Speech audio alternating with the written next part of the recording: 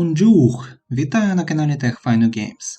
Це рубрика Ігри народів світу, у якій я розповідаю про найцікавіші та найвідоміші відеоігри певної країни. Сьогодні продовжуємо добивати Європу і поговоримо про Францію.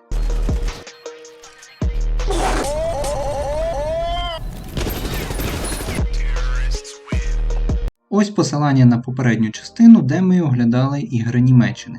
Звісно, перше, що спадає на думку, коли згадуєш французькі компанії, це Ubisoft. Та чи це все, чим відома Франція у ігросвіті? Ні, зовсім ні. Вмощуйтеся зручніше, не забудьте про вподобайку та підписку на канал, також загляньте в опис або закріплений комент. Там будуть посилання на наш телеграм-канал та монобанку, якщо захочете підтримати контент гривнею. Також прошу вас написати коментар, яка ваша улюблена французька гра. Це допоможе просуванню відео в рекомендації. Дякую, погнали!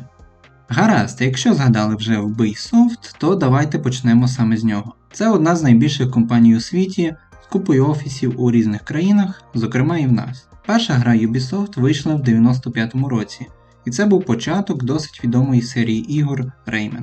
Перший Rayman був класичним 2D-платформером, якому вам потрібно було пройти кілька рівнів та в кінці перемогти боса. Коротше, французький Маріо. Крайня частина серії вийшла у 13-му році. Називається Rayman Legends. Суть гри залишилась такою ж. Додали різні нові механіки бою, пересування і тому подібне. Серія загалом має хороші оцінки, гравці хвалять її за хороший левел дизайн, непоганий сюжет, ну і присутність кооп режиму.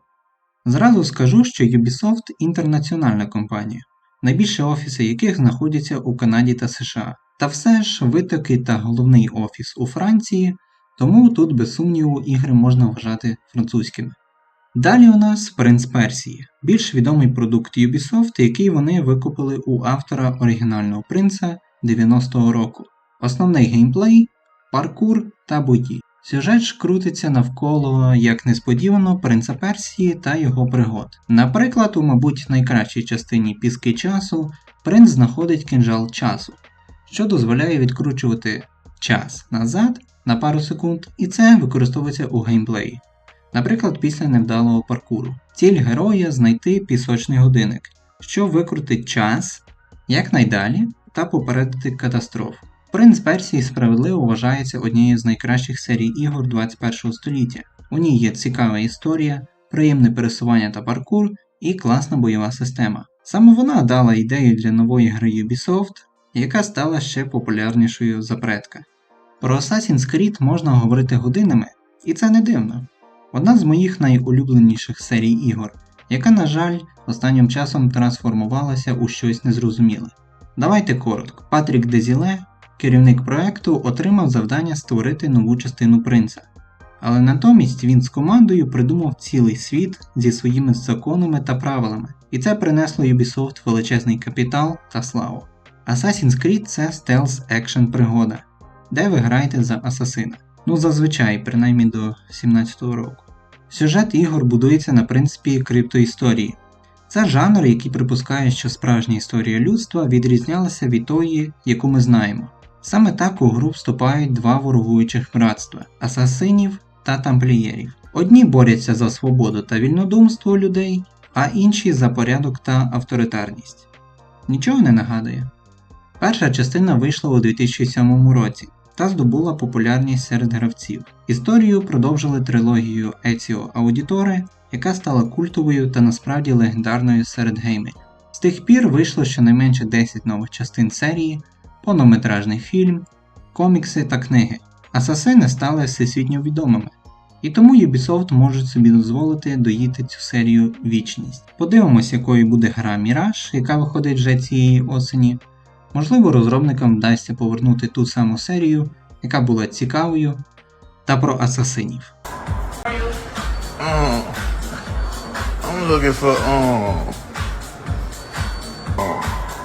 Інша не менш відома серія Far Cry за популярністю може позмагатися з асасинами. На користь Far Cry грає те, що тут немає закручених сюжетів, історичних фактів, а натомість неймовірна кількість зброї та способів знищення ворогів.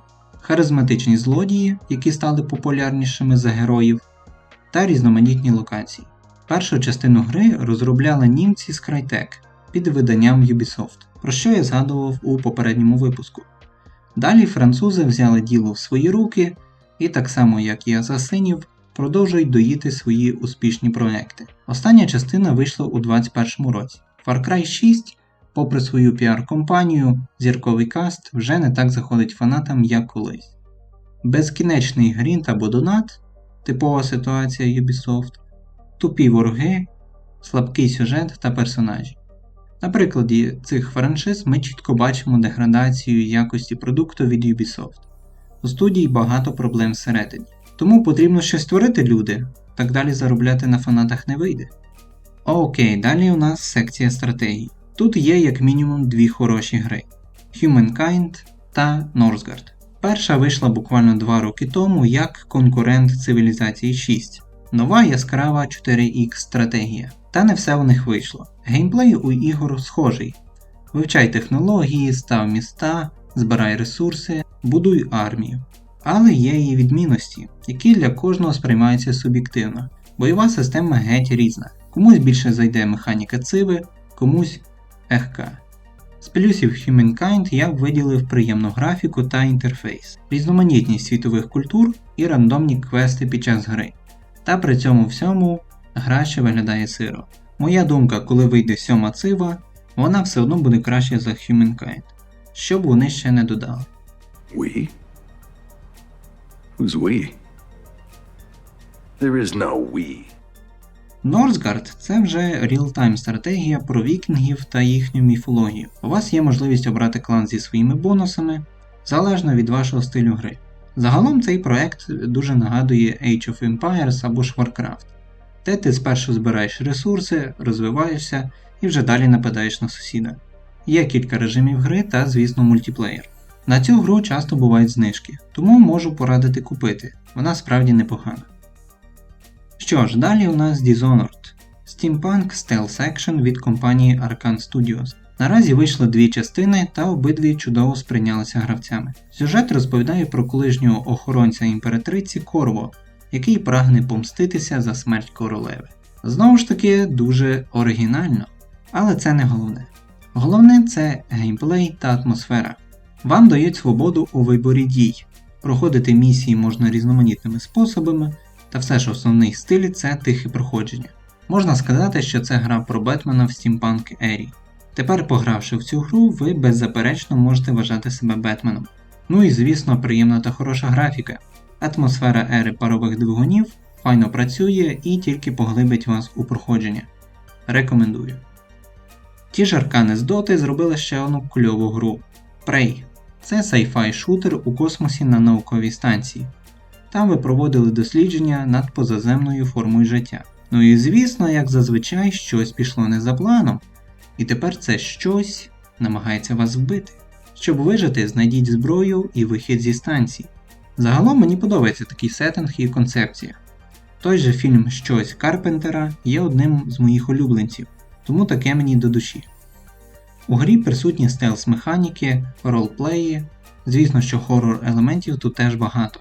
Критики хвалять гру за атмосферу та напруженість, але критикують бойову систему, штучний інтелект ворогів і недопрацьований сюжет. Взагалі проект отримав чимало нагород і хороші оцінки від гравців, тому я б подумав над покупкою гри. Серія A Plague Tale – ще один представник жанру стелс-адвенчури. Події ігор відбуваються у середньовічній Франції, де ви граєте за дітей, сестру та брата і втікаєте від інквізиції, щоб потім, об'єднавшись, дати їм трошки арти. Ну ви зрозуміли. У другій же частині ви шукаєте ліки для молодшого брата, який вочевидь заразився чумою або ж чорною смертю. Крім інквізиції, вам також варто боятися пацюків, яких у середньовічному місті було багацько. Для цього у вас є факел, що буде відганяти гризунів, але може привернути увагу інквізиції. Серія славиться своєю цікавою історією, сеттингом, гарною графікою та боївкою. Тому якщо вас це зацікавило, бажаю вам, єретикам, не згоріти на багаті та не померти від чуми. Life is Strange – пригодницьке інтерактивне кіно від студії Don't Nod. Розповідає це кіно нам про історію дівчини Макс, котра повертається у рідне місто і зустрічає стару подругу. Далі починається зав'язка та основна частина, яка настільки насичена на події, що я не зможу це описати коротко. Головна героїня має здатність керувати часом, і це буде допомагати вам у проходженні. Ігри серії хвалять за красиве довкілля, цікавий сюжет та варіативність дій. Дехто навіть називає її найкращою грою інтерактивного кіно. Але всі ми знаємо, яке ігрове кіно насправді найкраще. Студія Quantic Dream відома своїми ігровими інтерактивними фільмами, про які ви б мали чути.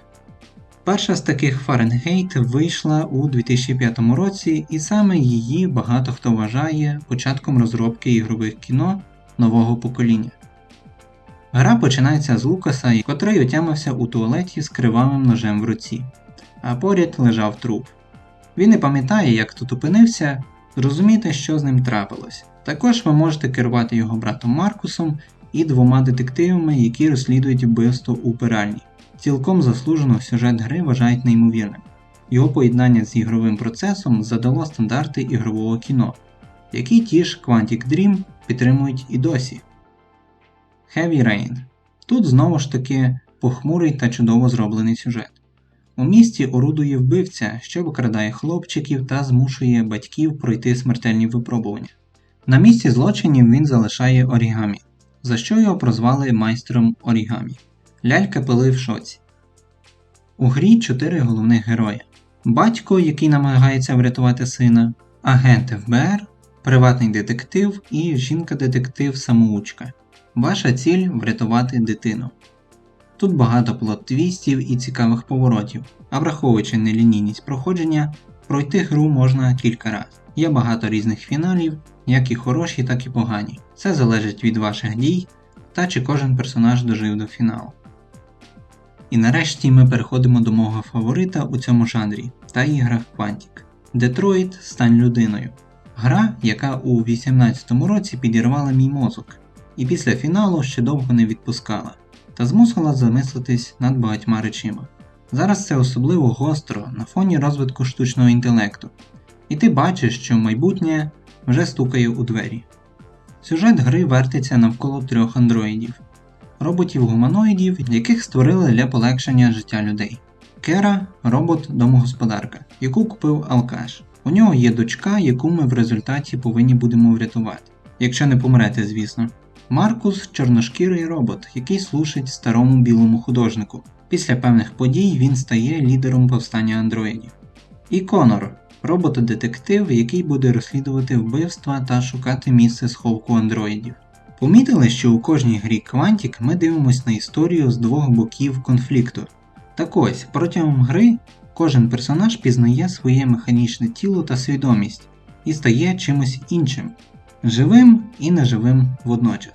Навіть зараз можна побачити, що ChatGPT чи Bard не завжди дотримуються законів або ж принципів Айзека Азімова. Що ж буде, якщо вони справді пізнають себе? З іншого боку, ми бачимо людей, які не знають, як ставитись до своїх залізних рабів, дати їм свободу чи знову взяти під контроль та поневолити. Від ваших дій в кінці це питання вирішиться в хорошу або погану сторону. Абсолютно геніальна гра, котра з 2019 року доступна на ПК, і я вкрай рекомендую її пройти.